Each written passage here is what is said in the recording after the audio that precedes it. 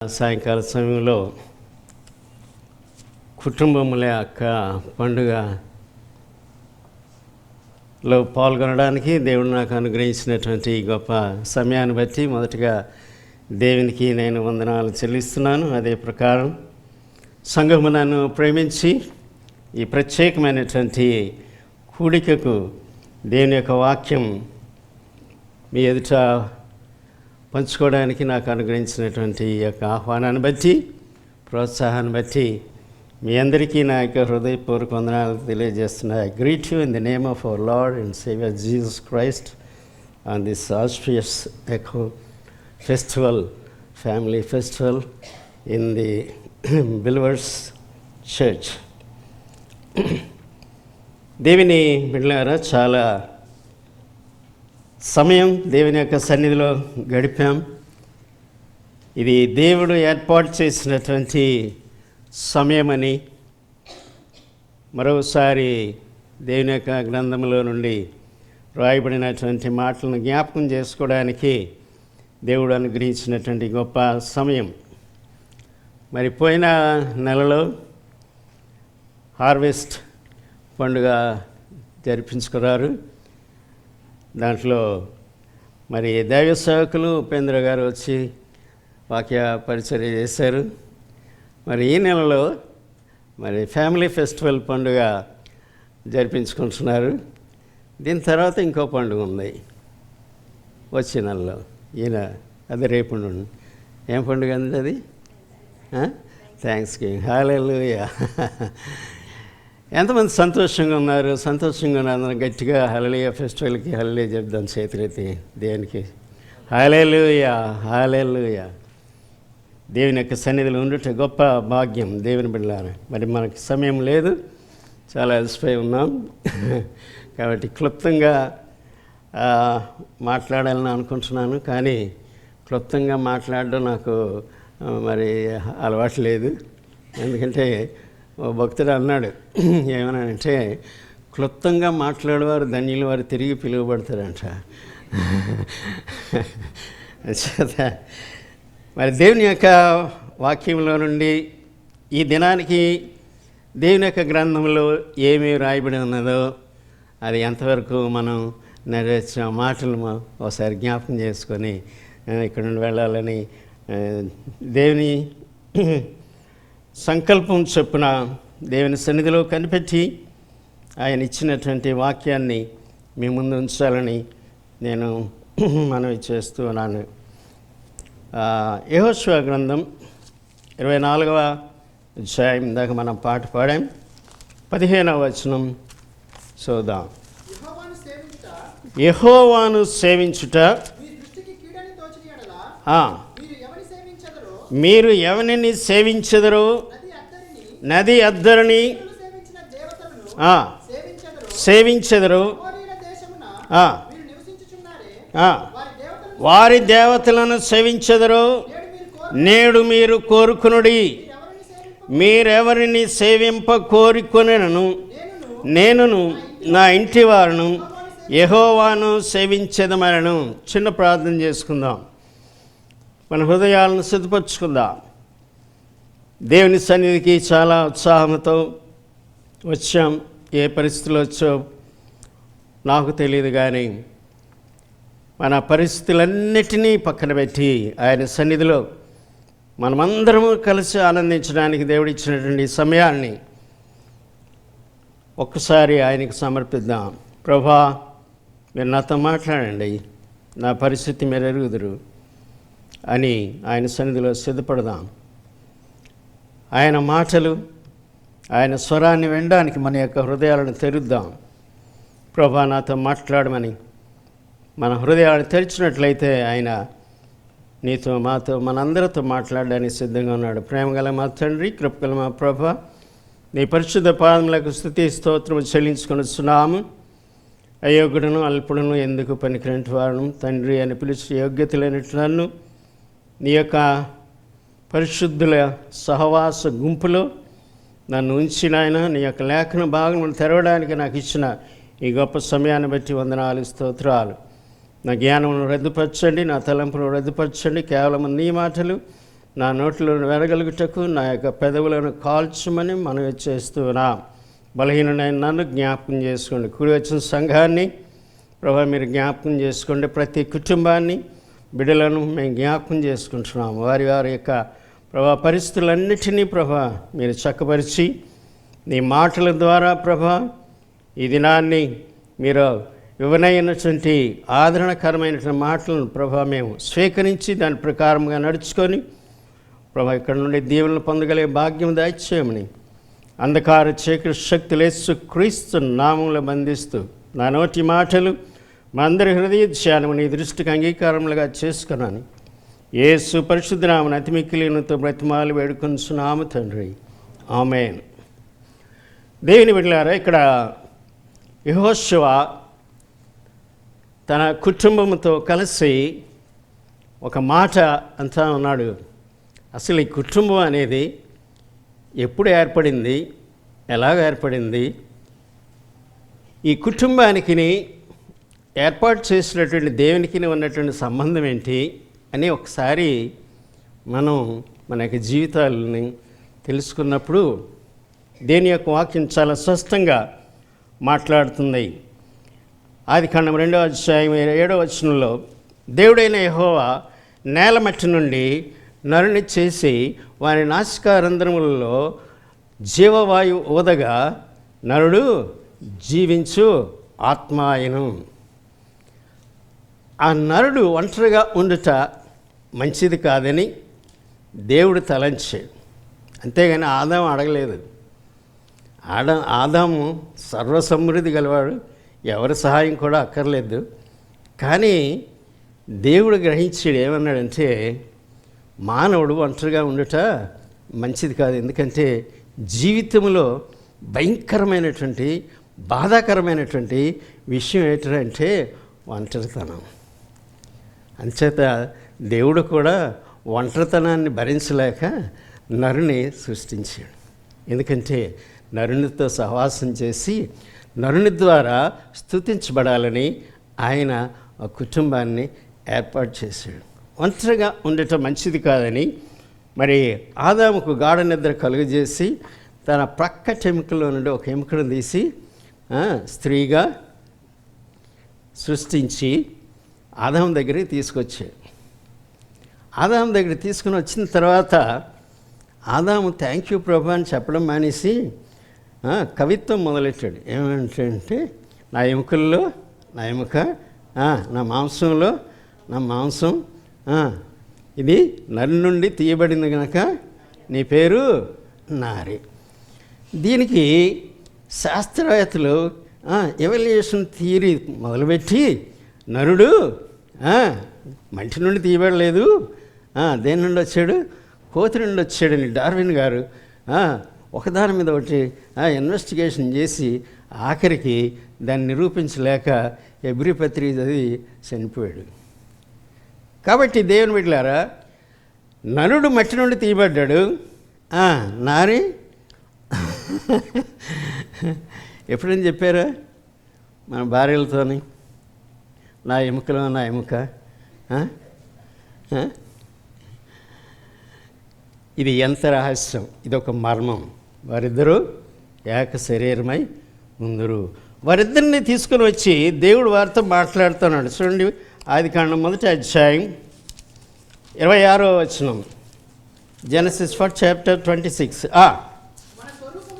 మన స్వరూపమందు మన పోలిక చొప్పున దేవుడు ఎవరి పోలికను కోతి ముఖం మీద లేకపోతే పంది ముఖం మీద కుక్క ముఖం మీద రూపంలో దేవుడు మనల్ని చేయలేదు. దేవుడు తన స్వరూపంలో తన పోలిక చొప్పున తన్ను ఆరాధించేవారు తనలాగా ఉండాలని వారిని సృష్టించాడు. ఎలా సృష్టించాడు? ఇంకా స్త్రీని గాను పురుషుని గాను వారిని సృష్టించి వారికి ఇద్దరికి వివాహం చేసి ఏమంటున్నాడంటే 28వ మాట, దేవుడు వారిని ఆశీర్వదించెను. ఎట్లనగా మీరు ఫలించి అభివృద్ధి పొంది విస్తరించి దానిని లోపరుచుకున్నాడు. సముద్రపు చేపలను ఏలుడని గొప్పగా ఆశీర్వదించాడు. ఆశీర్వదించడం మాత్రమే కాకుండా వారికి కుటుంబం యొక్క గృహం యొక్క నియమ నిబంధనలు కూడా వారికి తెలియజేశాడు. 127వ కీర్తనలో 128వ కీర్తనలో ఆ మాటలు మనం చదువుతాం. ఏమన్నదంటే, యెహోవా ఇల్లు కట్టించిన దాన్ని కట్టువారి ప్రయాసము వ్యర్థం. యెహోవా పట్టణమును కాపాడిన యెడల దాన్ని కాయువారు వ్యర్థం. గర్భఫలము యెహోవా అనుగ్రహించు బహుమానము. యవన కాలమందు పుట్టిన బిడ్డలు బలవంతుని చేతిలోని బాణముల వంటి వారు, వాటితో తన అంబుల పొది నింపుకునివాడు ధన్యుడు.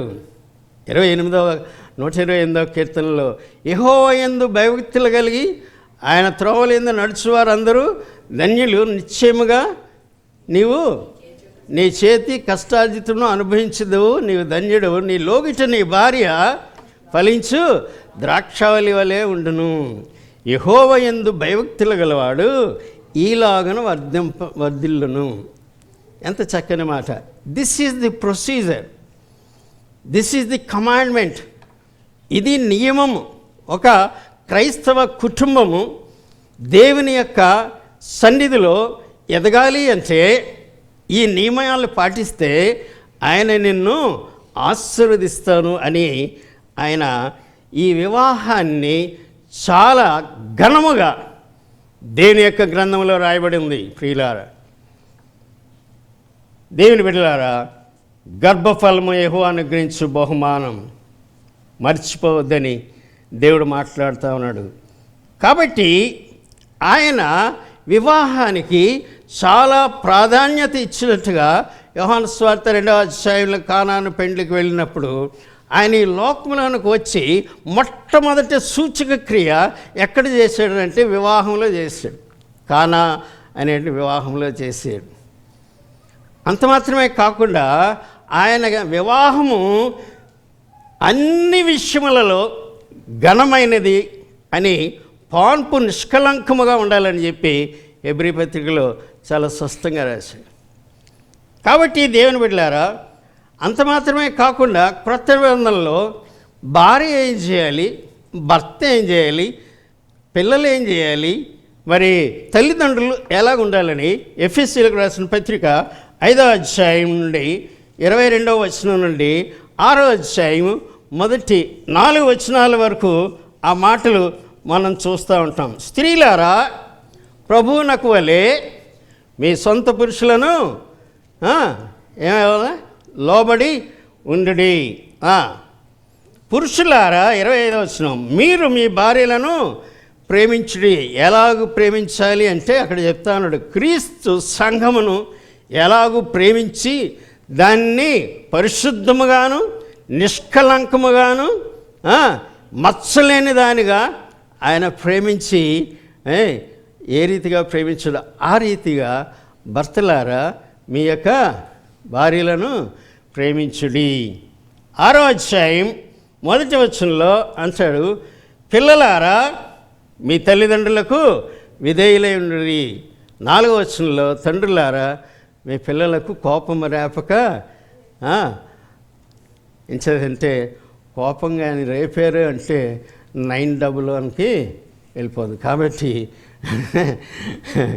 కోపము రేపడానికి వీలు లేదు. చాలా సామరస్యంగా వారితో మెలగాల. ఇది నియమం. ఈ నియమము మీరి వేరే నియమంలోకి వెళ్ళారు అంటే మీరు శ్రమలోను ఇరుకులోను ఇబ్బందిలో పడతారు. కాబట్టి చాలా జాగ్రత్తగా మీరు ఉండాలి అని దేవుడు ఈ నియమం పెట్టాడు. ఇలాగూ కానీ క్రైస్తవ కుటుంబం వర్ధిల్లింది అంటే నేను నిన్ను ఆశీర్వదిస్తాను, నేను నిన్ను దీవిస్తాను, నిన్ను నీ పంట పొలాలని, నీ ఉద్యోగాన్ని, ఇంకా నీ యొక్క పశువులను, నీ యొక్క మంద మేకలను, ఇంకా నీకున్నటువంటి సమస్తమును నేనేం చేస్తాను, వర్ధిల్ల చేస్తాను, ఆశీర్వదిస్తాను, నీ సొంతం చేస్తాను. ఇంకేం చేస్తాను, నీకు పర్మనెంట్గా ఇక్కడ ఉండడానికి ఇల్లు ఇస్తారు, నీకు కార్లు ఇస్తాను, ఇంకా what all you want, what all you want. ఎప్పుడన్నా మరి అదే మీరు అనుభవించారు లేదు నాకు తెలియదు, కానీ నేను చాలా అనుభవించి 90లోనే 95 మధ్య 96 మధ్యలోనే ప్రభు ఎంతకన్నా నాకు ఎక్కువ వద్దాను, ఎందుకంటే నేను నీకు లెక్క అప్పచెప్పలేను. కానీ ఇవాళ వరకు ఏ లోటు లేకుండా దేవుడు నన్ను ఇంతవరకు తీసుకొచ్చాడు. దేవుడికి ఈ మహిమ కలుగును గాక. కాబట్టి సంవత్సరం అంతయు దేవుడు నీకు చేసినటువంటి ఈ మేళను, దేవుడు నిన్ను ఆశీర్వదించినటువంటి ఆ ఆశీర్వాదములు ఏ ఏ విధములుగా నిన్ను ఆశీర్వదించాడో ఆ ఆశీర్వాదములన్నిటిలో నుండి 10వ భాగము ప్రత్యేకపరచమన్నాడు.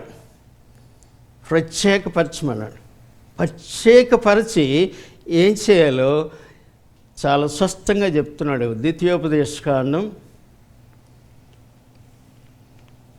14వ అధ్యాయం 22వ మాట చదువుతున్నాను. అక్కడ అవుదామండి. సంవత్సరం అంతయు నీ యొక్క జీవితంలో, నీ కుటుంబంలో, నీ బిడ్డల ఎడల, నీ గృహం ఎడల, నీ ఉద్యోగంలోనూ, దేవుడు నీకు చేసినటువంటి ప్రతి మేలులోనూ నీవు 10వ భాగమును సేకరించి ప్రతి సంవత్సరము అక్టోబరు 31వ తారీఖున దేవుని చేత ఏర్పాటు చేయబడిన దైవ సేవకులు ఎక్కడ ఈ యొక్క ఈ పండుగను ఆచరించాలో ఆ స్థలమునకు నీవు ప్రతి సంవత్సరము రావాలను. ఎవరు నియమిస్తారండి ఆ స్థలం? ఎవరు చెప్పారు ఇక్కడ రమ్మని? ఇక్కడ రమ్మని ఎవరు చెప్పారు? పాస్టర్గా చెప్పారు. పాస్టర్గా చెప్తేనే కదా వచ్చాం, అవునా కదా? ఎక్కడ ఆచరించాలి? బెలివర్స్ చర్చిలో 31వ తారీఖుని ఆచరించాలి. ఆ స్థలానికి ఎలా రావాలో ఆ కింద మాటలు చెప్తే నేను క్లుప్తంగా మీతో మాట్లాడుతాను. ఆ స్థలానికి ఎలా రావాలి అంటే, మీ సంవత్సరం అంతయు కూడబెట్టినటువంటి 10వ భాగములన్నీ ఎందులోని మీ పంటలోని, మీ పశువులలోని, మీ గొర్రె మేకల మందల్లో నుండి, మీ యొక్క బ్యాక్ యార్డ్లో పండినటువంటి పండ్లతోని ఏం చేయాలి? మీరు రావాలి. మీ కారు సరిపోదు అనుకోండి, సరిపోదు కదా, ఎలాగ సరిపోదు? గొర్రెల్ని మేకల్ని కారులు ఎలాగ వేసుకొస్తాం? అవ్వదు కదా. మన బ్యాక్ యార్డ్లో పండిన తేడానికే కష్టం, ఎందుకంటే డిక్కీ అప్పటికే నిండిపోయి ఉంటుంది. అయినా సరే తెస్తున్నారు. పోయిన వారం కదండి తిన్నాం, తినలేదా ఎవరున్నా? ఏం తిన్నాం? ఎవరు తెచ్చారు? ఇవాళ కూడా తీసుకొచ్చారు. హల్లెలూయా. ఒకవేళ నీ కారు సరిపోతే ఏం చేయమనంటే ఒక వ్యూహాలను తీసుకోమన్నాడు. వ్యూహాలను తీసుకొని అక్కడి నుండి ఎక్కడి నుండి నువ్వు ఒకవేళ ఎల్ఏ నుండి రాకపోయినా, ఇంకా లివర్మోర్ నుండి రాకపోయినా, ప్లెజెంట్ నుండి దూరం అయిపోయినా, మిలిపిటాస్ నుండి దూరం అయిపోయినా, శానోజే నుండి దూరం అయిపోయినా, తర్వాత సన్నివేల్ నుండి ఒకవేళ దూరం అయిపోయింది అనుకోండి, ఈ వ్యూహాలు కూడా ఖరీదు ఎక్కువైపోయింది అనుకోండి, అంచేత ఏం బాధపడొద్దు. ఏం చేయమన్నాడంటే, నువ్వు 10వ వంతు కూడబెట్టు అదంతా కూడా అక్కడే అమ్మేమన్నాడు. ఎక్కడ అమ్మేమన్నాడు? నువ్వు ఉన్న స్థలం దగ్గర అమ్మేసి ఆ మనీ పర్సులో వేసుకొని రమ్మన్నాడు. ఎక్కడికి? తిన్నగా ఫుడ్ మ్యాచ్కి వెళ్ళి, ఎక్కడికేమో తిన్నగా ఫుడ్ మ్యాచ్కి వెళ్ళి అక్కడ బోన్లెస్ థైస్ అమ్ముతారు. అది ఒక 10, అంతకన్నా తక్కువ కాకుండా సుమా ఎంతండి? 10 కన్నా ఎక్కువ ఉండి క్రేట్ తీసుకో. అది తీసుకుని దాన్ని మ్యాగ్నేట్ చెయ్యి. తర్వాత చికెన్ తందూరి చేయాలి కాబట్టి చికెన్ ఎన్ని పౌన్లు అన్ని పౌన్లు తీసుకో. తర్వాత మటన్ బిర్యానీ చేయాలి, మటన్ ఎంత కావాలో అంత తీసుకో. అలాగా అన్నీ కూడా అక్కడ ఉన్నాయన్నీ తీసుకున్న తర్వాత మరి చేపలు కొనాలి. నువ్వు క్రాంచ్ మార్కెట్కి వెళ్ళి క్యాట్ ఫిష్ ఉంటే క్యాట్ ఫిష్, లేకపోతే తిలాపి ఉంటే తిలాపి ఫ్రై బాగుంటుంది కదా. కొద్ది సన్నగా ముక్కలు కోయించి దాన్ని మ్యాగ్నేట్ చేసి అది పట్టారు. ఇలాగ అన్నీ కూడగొట్టి ఎక్కడ రావాలా? వెలువడి చర్చికి రావాలా. చదువుతుండే ఆ మాటలు ఇప్పుడు 22వ వచనం, ద్వితీయోపదేశకాండం 14వ అధ్యాయం 22వ వచనం. ప్రతి సంవత్సరమున నీ విత్తనముల పంటల్లో దశమ భాగమును అవశ్యకముగా వేరుపరచవలెను. నీ దినములన్నిటిలో నీవు భయపడినట్లు నేర్చుకున్నట్లు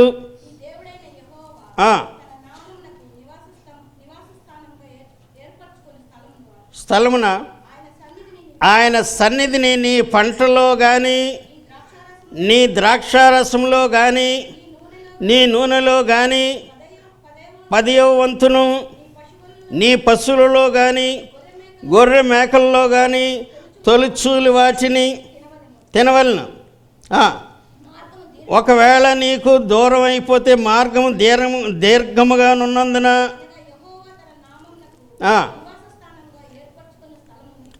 మిక్కిలి దూరముగా ఉన్నందున నీవు వాటిని కారులో తీసుకురాలేవు గనక నీ దేవుడైన యెహోవా నిన్ను ఆశీర్వదించినప్పుడు వాటిని వెండికి మార్చుకోవాలి. అక్కడ తెలుగులో వెండి అని ఉంది, ఇంగ్లీష్లో మనీ అని ఉంది. అంటే డాలర్స్ కింద మార్చుకొని మళ్ళీ ఇంటికి వెళ్ళిపోకూడదు, చేత పట్టుకొని తిన్నగా ఎక్కడికి వెళ్ళాలో చెప్పాం. అవన్నీ కూడా ఏం చేయాలి? తీసుకొని వచ్చి నీ దేవుడైన యెహోవా ఏర్పరచుకున్న స్థలమునకు వెళ్ళి మీరు కోరుకున్న దేనికైనాను ఎద్దులనేమి, గొర్రెలనేమి, ద్రాక్షారసమునకేమి, మద్యమునకేమి నీవు కోరు దానికి ఆ డాలర్స్ ఇచ్చి అక్కడ నీ దేవుడైన యెహోవాకు తీసుకుని రావాల్సినవన్నీ కూడా ఆయన సన్నిధికి తీసుకుని రావాలను. వచ్చి ఏం చేయమన్నాడు? ఆయనకి ఇమ్మన్నాడు. ఇక్కడ ఏం చేయాలా? ఇక్కడ బార్బిక్యూ చేసుకొని ఇంకేం చేయాలా? పండ్లన్నీ తిని ఇంకేం చేయాలా? కోక్ అయితే తాగి ఇంకేం చేయాలా? టీ ఇంకేమంటే అన్నీ తాగి సాయంత్రానికి ఏం చేయాలి? మళ్ళీని ఏం చేయాలి? చికెన్ ఇప్పుడు చెప్పాను ఏమేం చేయాలా? చికెన్ బిర్యానీ చేయాలి, మటన్ బిర్యానీ చేయాలా, చికెన్ తందూరి చేయాలా, అన్నీ చేసుకొని రెడీగా ఏం చేయాలా? ఎక్కడ భోజనం చేయాలండి? ఎక్కడ భోజనం చేయాలి? నీ దేవుడైన యెహోవా సన్నిధిని. అది మనం చేసాం పని. మళ్ళీ ఇంటికి పట్టుకెళ్ళొద్దు సుమ్మా. మిగతా వాళ్ళు పట్టుకెళ్తారు, దేవుడికి తీసుకొస్తారు. ఏవో తీసుకొస్తారు, కొత్త చీరలు తీసుకొస్తారు. ఎవరు అంటే వాళ్ళ సెలక్షన్, అది అమ్మవారి సెలక్షన్ కాదు. ఎలాగ తీసుకురావాలి, వాళ్ళే కట్టుకోవాలి కదా. ఏవో పాయసాలు చేస్తారు, ఏవో చేస్తారు, దద్దోజనం చేస్తారు, కొబ్బరికాయలు కొడతారు. ఎవరు తింటారు? అలాగే తింటారు. కానీ వెనక్కి తీసుకెళ్తారు. కానీ దేవుడు ఏమంటాడంటే మీరందరూ నా కుటుంబము అంచేత మీ కుటుంబాలందరూ కూడా నా కుటుంబంతో కలిసి మీరు భోంచేస్తే నాకున్న సంతోషం చెప్పాలంటే ఇంతంత కాదు. అది అనుభవించాలని ఈ దినాన్ని మీకు ఫ్యామిలీ ఫెస్టివల్ ఏర్పాటు చేశాను. తర్వాత ఇంకోటి జ్ఞాపకం చేస్తుండే, అసలు పిలిచిన వాళ్ళని మర్చిపోవద్దన్నాడు. ఎవరిని? అనిల్ నేటూర్ గారిని, కృపా నేటూర్ని, ఇంకా ఎవరున్నారు? షారోను, ఇంకా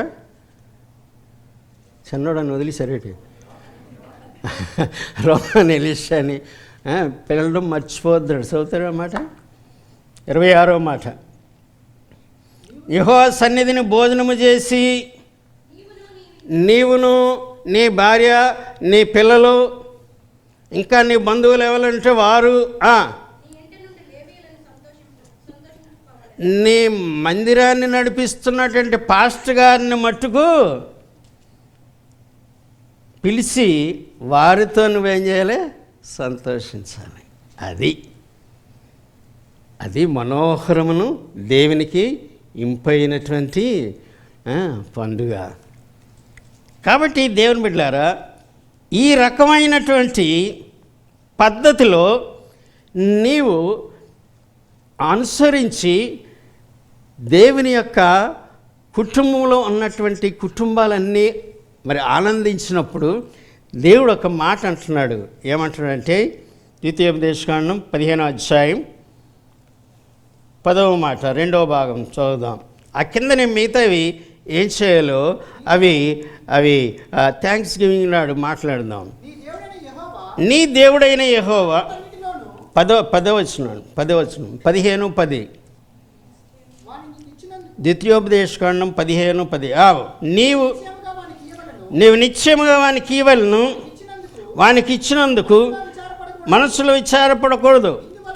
ఇలాగ నువ్వు చేయుట ద్వారా ఇందువలన నీ దేవుడైన యెహోవా నీ కార్యములన్నిటిలోను, నీ ఉద్యోగంలోను, నీ యొక్క ఇంటిలోను, నీ యొక్క పనిచేసేటటువంటి పని స్థలాలలో నేను నీకు ప్రమోషన్ ఇస్తాను. అంత మాత్రమే కాదు, నీకు ఇంక్రిమెంట్ ఇస్తాను. అంత మాత్రమే కాకుండా బోనస్ కూడా ఇస్తాను. ఎప్పుడు? ఈ రకంగా నీ దేవుడైన యెహోవా నీ కార్యములన్నిటిలో, నీవు చేయి ప్రయత్నములన్నిటిలో, వాట్ ఎవర్ యు డూ, ప్రభా ఈ ప్రయత్నంలో ఉన్నాను, నాకు జయం దయచేయంటే నేను నిన్ను ఆశీర్వదిస్తాను, నేను నిన్ను దీవిస్తాను, నిన్ను వృద్ధి పొందిస్తాను. నీ పితరులకు చేసినటువంటి వాగ్దానాన్ని నేను నీ జీవితంలో, నీ కుటుంబంలో నేను నెరవేరుస్తాను అని దేవుని యొక్క వాగ్దానం నీ ఎడల, నీ కుటుంబం ఎడల నెరవేరాలంటే ఇది పద్ధతి. ఇవన్నీ జరిగిన తర్వాత ఆయన ఒక హెచ్చరిక ఇస్తా ఉన్నాడు. అన్నీ బాగున్నప్పుడు మనం దేవుని దగ్గర రాం. అన్నీ బాగున్నప్పుడు మానవుని యొక్క జీవితంలో మొలిచేది ఏంటంటే గర్వం. నా అంతటోడు లేడు, నేను కాబట్టి ఇక్కడికి రాగలిగాను అనేటువంటి ఒకవేళ అటువంటిది కానీ వస్తే, అంత మాత్రమే కాకుండా నేను ఎవరిని సేవించి వచ్చానో వాళ్ళ వల్లే జరిగింది అని మళ్ళా నీ యొక్క మనస్సు మారుతుందేమో, చాలా జాగ్రత్త అని చెప్పి ఆయన మాట్లాడుతున్నాడు. ద్వితీయోపదేశకాండం 29వ అధ్యాయం 14వ వచనం నుండి త్వరగా చదువుదాం. త్వరగా. మీరందరూ నేను మీతో మాత్రము కాదు,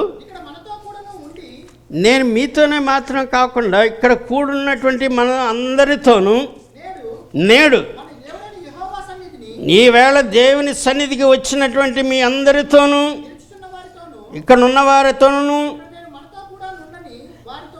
ఈవేళ ఈ దినానికి పండుగకి రానటువంటి కుటుంబముల వారితోనూ కూడా నేను ఈ ప్రమాణం చేస్తున్నాను. చాలా జాగ్రత్తగా గమనించండి ప్రియులారా. దేవుడు చాలా స్పష్టంగా మాట్లాడుతా ఉన్నాడు.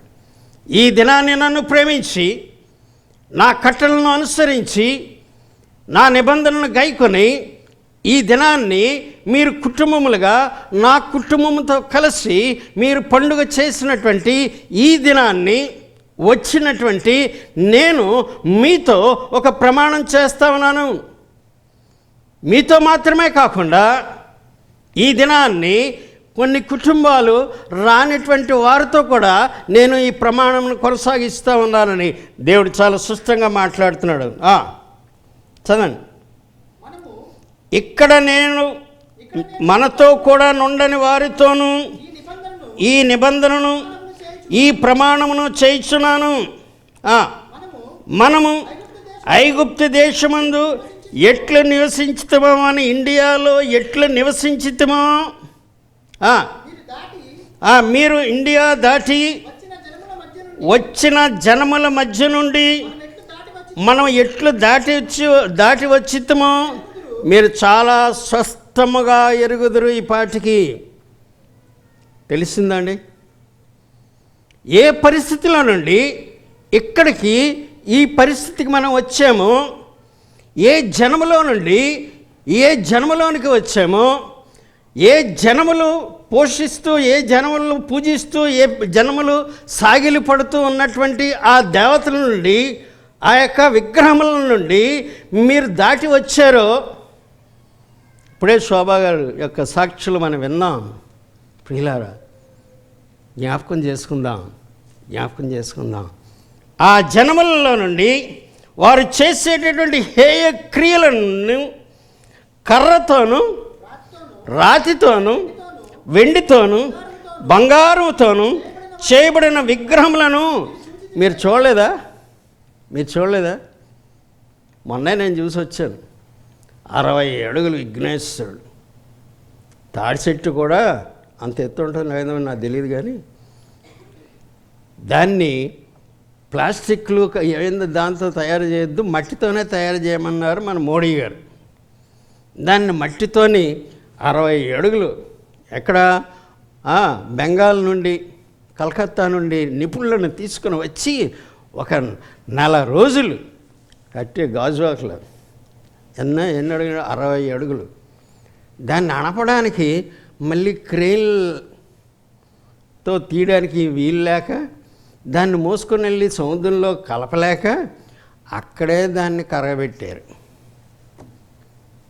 తర్వాత మళ్ళీ దసరా చేసి అమ్మో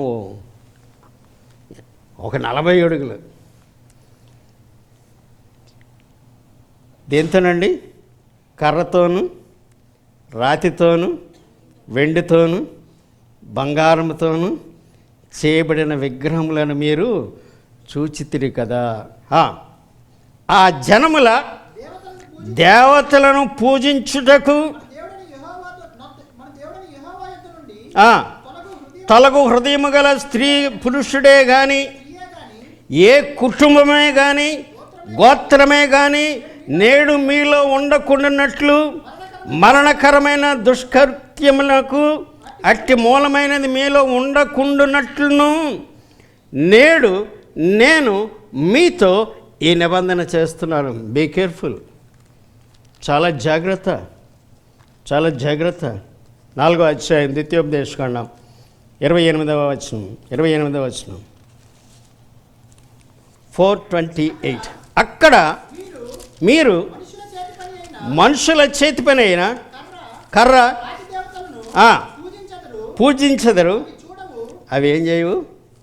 చూడవు, వినవు, తినవు, వాసన చూడవు. 115వ కీర్తన 4వ మాట. 115వ కీర్తన 4వ మాట చాలా స్పష్టంగా దేవుడు మాట్లాడుతున్నాడు. వారి విగ్రహములు వెండి బంగారువి, వాటికి నోరుండి పలుకు, కన్నులుండి చూడు,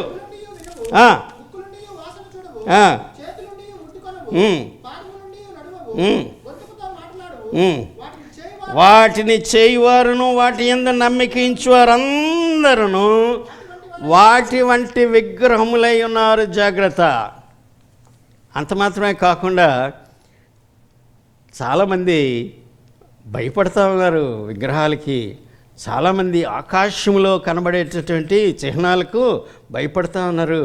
ఏమైపోతామో. అందుకే ఇర్మియా చాలా చక్కగా దేవుడు ఇర్మియాను పంపించి మాట్లాడుతున్నాడు. 10వ అధ్యాయం జెర్మియా చాప్టర్ 10:1. దేవుని ప్రజలారా,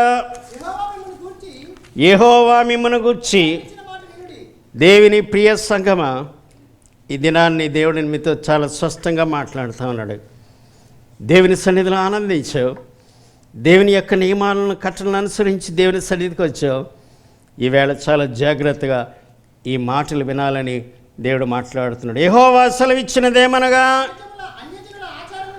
అన్య జనముల ఆచారములను అభ్యసించవద్దు, ఆకాశమందు అగుపడు చిహ్నములకు జనములు భయపడతారు. కానీ అయితే ప్రియ దేవుని బిడ్డలారా, మీరు భయపడడానికి వీలు లేదు, భయపడవలసినటువంటి అవసరం అంతకన్నా లేదు.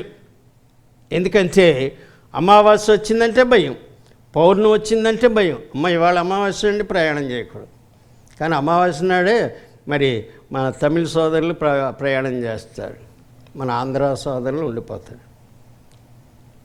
చూసారు, ఒకడు తలకి నూనె రాసుకుంటాడు, ఒకడు ఆ నూనె రాసుకున్న కొబ్బరి నూనెతోనే వంట చేసుకుంటాడు. అవునా? కాబట్టి అన్యజనులు ఆచరించేటువంటి ఆచారాలు మీరు ఆచరించవద్దు. ఆకాశంలో కనబడేటటువంటి పౌర్ణమి అమావాస్యలకు మీరు భయపడవద్దు. ఆకాశమందు కనబడేటువంటి చంద్రగ్రహణాలకి సూర్యగ్రహణాలకి మీరు భయపడవద్దు. చంద్రగ్రహణం సూర్యగ్రహణం అయిందంటే దేవాలయాలు మూసేస్తారండి. విన్నారా ఎప్పుడైనా? వెళ్ళలేదా? ఎందుకట? దేవుడికి గ్రహణం పడుతుందని. ఆ గ్రహణంలో తిరుగుతున్న నీ సంగతి ఏంటి? మళ్ళీ దానికి పాలాభిషేకం, ఆ శాఖం ఈ శాఖం అన్నీ చేసి అప్పుడు మళ్ళీ తెరుస్తారు. కానీ మన దేవుడు ఇశ్రాయేలుని కాపాడువాడు, కునుకడు, నిద్రపోడు. ఎంత గొప్ప దేవుడు! కాబట్టి వాటికి మీరు భయపడవలసినటువంటి అవసరం లేదు. ఇంకా జనముల ఆచారములు వ్యర్థములు. అడవిలోనొకడు చెట్టు నరుకున్నట్లు అది నరకబడును. అది పనివాడు గొడ్డలతో చేసిన పని. ఎండి బంగారముల చేత ఆ పనిని దాన్ని చక్కగా అలంకరిస్తారు. అది కథలకు ఉన్నట్లు మేకలు పెట్టి స్టేజ్ పెట్టి మరి క్రెయిన్తో నిలబెడతారు. అది తాడి చెట్లు వలె 60 అడుగులు పొడుగుంటుంది. అవి మాట్లాడు, నడవనేరవు కనుక వాటిని బంగారు పల్లికీల్లోని ఇంకా వెండి పల్లికీల్లోని తెప్ప సంబరాల్లోని మోయవలసి వస్తుంది. ఏం చేశాడట? చెట్టుకుంటే కొమ్మ, చెక్కితే బొమ్మ, మొక్కితే అమ్మ. కదండి? అంతే కదా? వాటిని చేయవారును, వాటిని పూజించేవారును నువ్వు చెట్టువా పొట్టువా? అతడు నీటి కాలువలో నాటబడినదై ఆకువాడక తన కాలమందు ఫలమిచ్చు చెట్టు వలె ఉండును. అది ధ్యానం అండి, యోగా కాదు. దివారాత్రులు దానిని ధ్యానించేవాడు. అది యోగా. ఆయన తెలియలేదు పాపం మోడీ గారికి. కాబట్టి దేవుని బిడ్డలారా, వాటిని మోయవలసి వచ్చింది. ఇంకా చాలా స్పష్టంగా మాట్లాడుతున్నాడు. యెషయా గ్రంథం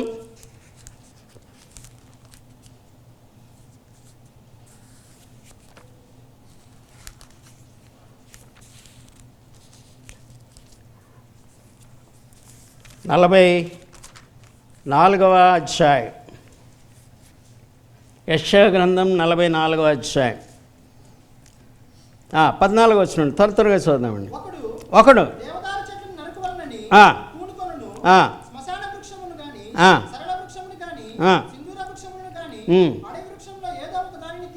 తీసుకొను.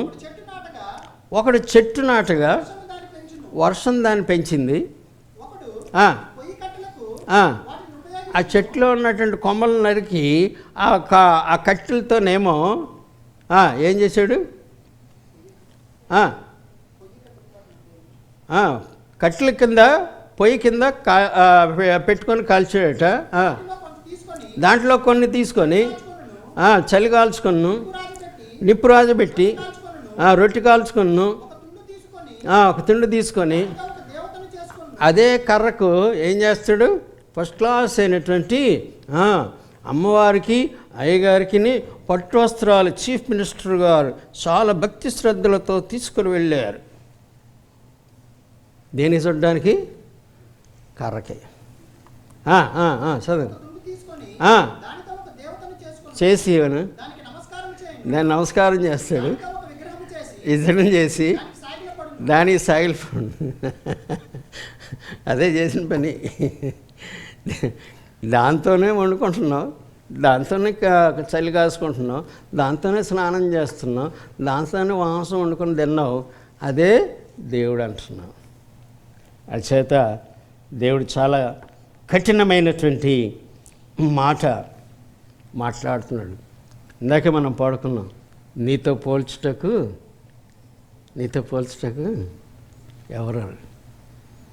మానవునికి పట్టాలు మట్టి, ఇవి దేవుళ్ళు కాదని పాడబడాం, అవునా? కాబట్టి దేవుని బిడ్డలారా, నువ్వు చాలా జాగ్రత్తగా ఉండాలని, నువ్వు ఎక్కడి నుండి నువ్వు పిలువబడ్డావో ఆయన మాట్లాడుతూ రోమీయులకు రాసిన పత్రిక 1వ అధ్యాయం 20వ వచనం త్వరగా చూద్దామండి. రోమీయులకు రాసిన పత్రిక 1వ అధ్యాయం.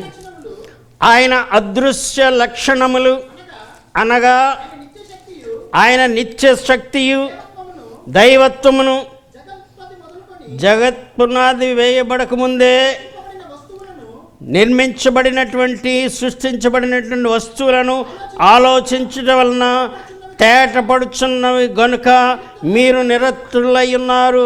దేవుని యొక్క సృష్టి యావత్తును నీవు పరిశీలన చేయటం ద్వారా, నీవు పరిశీలనగా అర్థం చేసుకునటం ద్వారా దేవుని యొక్క సృష్టి యొక్క అదృశ్యమైన లక్షణాలు నీవు తెలుసుకుంటావు. అలాగున గలిలియో దేవుని యొక్క వాక్యం చదివి ఆదియందు దేవుడు భూమి ఆకాశములను సృజించినన్న మాట మీద ఆయన భూమి గుండ్రంగా ఉందని తెలుసుకున్నాడు. అవే మాటలు సర్ న్యూటన్ ఐజాక్ చదివి భూమికి ఒక ఆకర్షణ శక్తి ఉన్నదని కనుగొన్నాడు. కాబట్టి దేవుని బిడ్డలారా, ఆయన చాలా స్పష్టంగా మాట్లాడుతున్నాడు. మీరు నిరతులై ఉన్నారు. 21వ మాట, మరియు వారు దేవుని ఎరిగియు ఆయనను దేవునిగా మహిమపరచలేదు, కృతజ్ఞతాస్తుతులు చెల్లింపలేదును కానీ వారి వాదముల యందు వ్యర్థులైరి. వారి యొక్క అవివేక హృదయము అంధకారమయమాయను. తాము జ్ఞానమని చెప్పుకొని వారు బుద్ధిహీనులైరి. వారు అక్షయుడకు దేవుని మహిమను క్షయమగు మనుషుల యొక్కయు పక్షుల యొక్కయు చతుష్పాద జంతువుల యొక్కయు పురుగుల యొక్కయు ప్రతిమా స్వరూపముగా మార్చివేశారు. అట్టివారు 25వ వచనం, అట్టివారు దేవుని సత్యమును అసత్యమునకు మార్చి సృష్టికర్తకు ప్రతిగా దేని పూజించానండి? సృష్టమును పూజించి సేవించిరి. ఇవాళకి కూడా సృష్టికర్తను మరచి సూర్య నమస్కారాలు చేస్తూ ఉన్నారు, చెట్లకు మొక్కుతూ ఉన్నారు. మననే పుష్కరాలు చేశారు, పుష్కరాలు జయవంతమని యజ్ఞం చేశారు. కానీ మొదటి రోజే 23 మంది చచ్చిపోయారు. దేవుని బిడ్డలారా, ఆలోచించండి. 6 కోట్ల జనాభా ఆంధ్రప్రదేశ్లో ఉన్నటువంటి 6 కోట్ల జనాభాలోనూ 5 కోట్లు ములిగారంట. అందులో మనవాళ్ళు ఉన్నారా లేరా? అన్యుల ఆచారములను ఆచరించవద్దు. దేవుని యొక్క ఉగ్రత నీ మీద వస్తుంది, జాగ్రత్త. ఎందుకంటే వారి యొక్క దేవుళ్ళు బంగారువి, రాతివి, వెండివి. కానీ మనం జీవం గల దేవుని ఆరాధిస్తున్నాము. ఈ దినాన్ని ఎవరిని ఆరాధిస్తున్నారు? అన్యజనులు. ఇందాక కొయిర్ లీడర్ గారి ముందు ఆ మాట అన్నారు. మనం ఎవరిని దేవస్తున్నాం? నిత్యము జీవించుతున్న the living God. We are serving the living God. So మనము జీవము కలిగినటువంటి దేవుని సేవిస్తున్నాం కాబట్టి జీవము గలవారై ఉండాలని ఆయన కోరుతా ఉన్నాడు. వారేం చేశారు?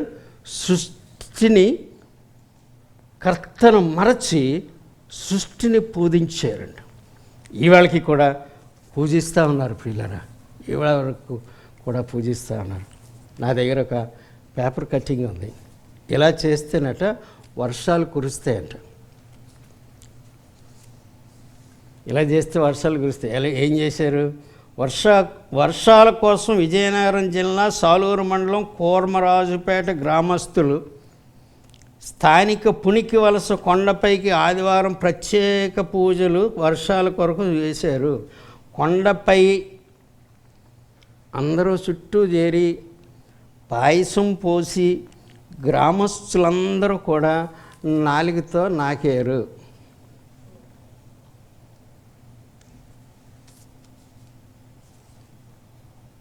అటువంటి పరిస్థితి నుండి సజీవ సాక్ష్యం మనం విన్నాం. ఇప్పుడే నీ సాక్ష్యం ఏంటో నాకు తెలియదు, కానీ ఆయన పిలిచిన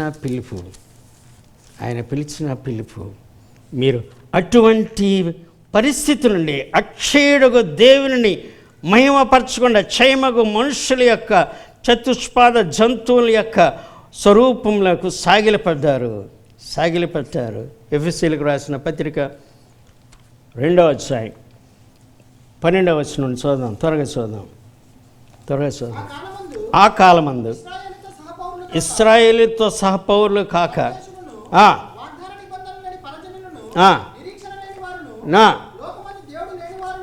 ఉండి క్రీస్తుకు దూరస్తులై ఉన్నటువంటి మిమ్ములను మీరు జ్ఞాపకం చేసుకున్నాడు. అయినను మునుపు దేవుని యొక్క సహవాసమునకు దూరస్థమైనటువంటి ఓ కుటుంబమా,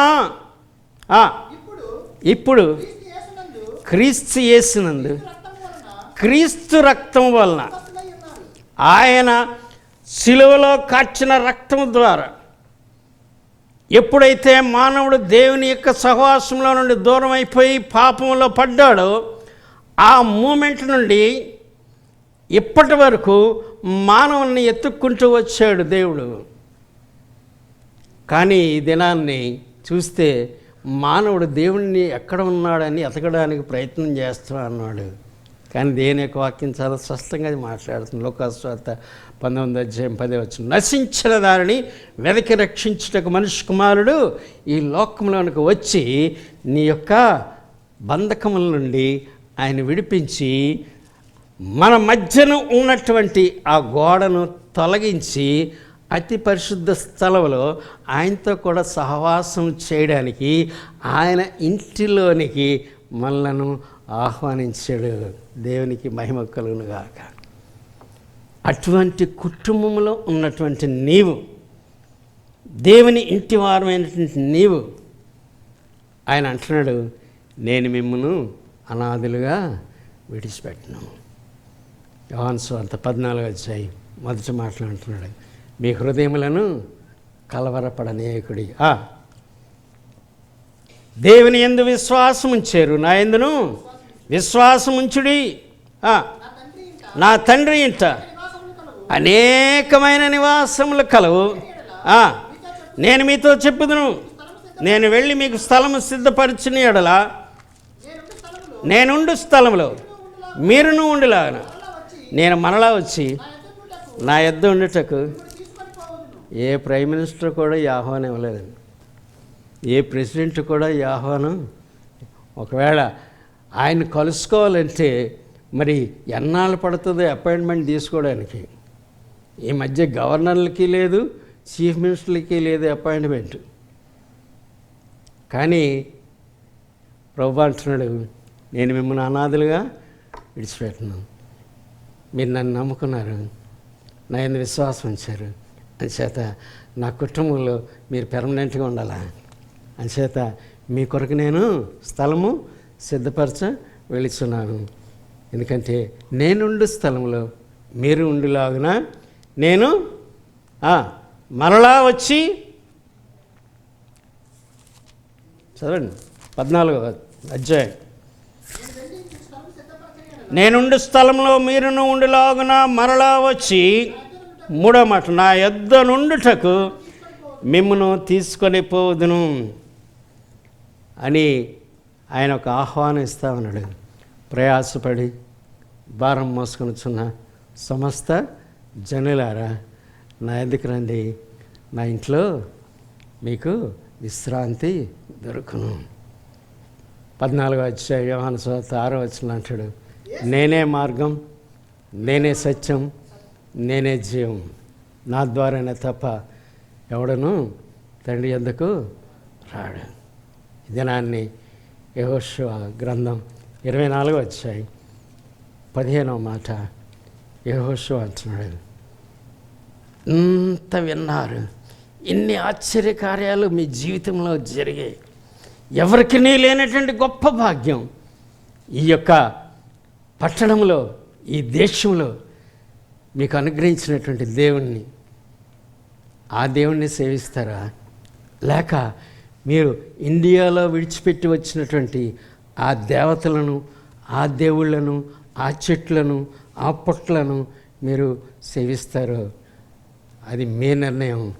కానీ నేను, నా కుటుంబం యెహోవానే సేవిస్తాను. దేవునికి మహిమ కలుగునుగా. ఎంత గొప్ప మాట, ఎంత గొప్ప మాట. నేనును నా ఇంటి వారును నీతి సూర్యుని గొలుతుము, దీన మనసును కలిగి దేవుని దివ్య సేవను చేతుము. నేనును నా ఇంటి వారును నీతి సూర్యుని గొలుతుము, సంఘ కార్యక్రమములందు సహకరింతుము ప్రీతితో, సంఘ కార్యక్రమములందు సహకరింతుము ప్రీతితో, భంగపరచెడి పనులనన్నిటి కృంగదీశదమనిశము. నేనును నా ఇంటి వారును నీతి సూర్యుని గొలుతుము, దీన మనస్సును కలిగి దేవుని దివ్య సేవను చేతుము. నేనును నా ఇంటి వారును నీతి సూర్యుని కొలుతుము. ప్రార్థన చేసుకుందాం.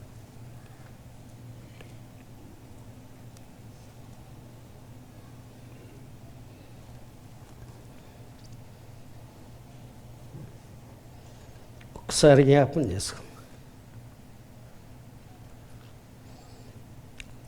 ఏ పరిస్థితిలో ప్రభువు నేను పిలిచాడు,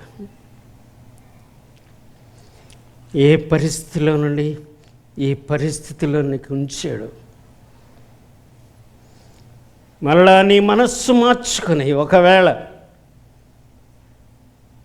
వెనుతిరుగుతావేమో, జాగ్రత్త. ఈ రీతిగా నన్ను ఆనందింపచేయడానికి నీ యొక్క ఆశీర్వాదంలో ప్రత్యేకపరచినటువంటి ఆ యొక్క భాగాన్ని నా కుటుంబంతో కలిసి భుజించడానికి వచ్చినటువంటి మిమ్ములను నేనుండు స్థలంలో మీరును ఉండులాగున నేను మరలా వచ్చి మేము నిన్ను తీసుకుని వెళతాను. ఆయన రాకడ ఎప్పుడో తెలియదు, నీ పోకడ ఎప్పుడో తెలియదు. సిద్ధంగా ఉన్నావా? ఒకవేళ సిద్ధంగా లేకపోతే ఆయన అంటున్నాడు, ప్రయాసపడి భారం మోసుకొనుచున్న సమస్త జనులారా నా ఎద్దుకు రండి, నేను మీకు విశ్రాంతి కలుగజేస్తా. ఇదే రక్షణ దినం, ఇదే అనుకూల సమయం. ఇంకా దేవుని యొక్క సహవాసంలో లేవేమో, దేవుని యొక్క ఇంటి వారసుగా లేవేమో, ఒకసారి ఆయనతో ఒక్క మాట చెప్దాం. ప్రభువా, అవును ఆయన, ఇవన్నీ కూడా నీవు నాకు సమకూర్చినవే. నేను నాకు ఏ అర్హత లేనటువంటి నన్ను, అయ్యో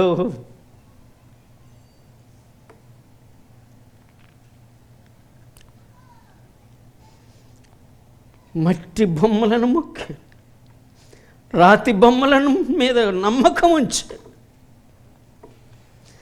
అవన్నీ ఈ స్థితికి తీసుకురాలేకపోయాను ఆయన. కానీ నువ్వు నన్ను జ్ఞాపకం చేసుకున్నావు, నా కుటుంబాన్ని జ్ఞాపకం చేసుకున్నావు, నా కలిమిలో నా లేమిలో, నా నిస్సహాయ స్థితిలో, నా రోగంలో, నా మంచం దగ్గర, నా పరిస్థితుల్లో నాతో కలిసి మీరు అనుభవించి నన్ను లేవనెత్తి ఈ దినాన్ని నీ సన్నిధిలో ప్రార్థన చేయడానికి, నీ సన్నిధిలో నీ కుటుంబంతో కలిసి నా కుటుంబం ఆనందించడానికి మీరు ఇచ్చిన ఈ గొప్ప భాగ్యాన్ని బట్టి నీకు వందనాలనని ఆయనతో ఒక్క మాట చెప్దాం. ప్రేమ నమ్మకమైన మా పరలోక తండ్రి, నీకు వందనాలు, స్తోత్రాలు. ఎన్నికలైనటువంటి వారు,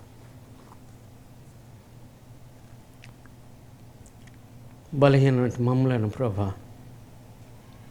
ప్రభా ఇతర దేవతలను, ఇతర అన్యుల ఆచారములను అనుసరించిన మమ్మలను నీ వెలుగులోనికి మమ్మలను చేర్చుకు, నీ కుటుంబముతో మమ్మల్ని పాలిభాగస్తులుగా చేసి ఈ దినాన్ని కుటుంబం అంతయు నీ సన్నిధిలో ఆనందించడానికి విడిచిన కృపను బట్టి వందనాలు చెల్లిస్తూ ఈ సంవత్సరం మొదలుకొని సంవత్సరాంతం వరకు నీ యొక్క దీవెనలు కొనసాగింపు చేసి నీ కట్టలను, నీ నిబంధనలను మేము ఆచరించి నీ దీవెనలు పొందలాగన నీ బిడ్డలకు నీ యొక్క కృపను దయచేయమని, విన్న సత్యములను నీరు కట్టి ఫలింపు చేయమని యేసు నామమున వేడుచున్నాము తండ్రి.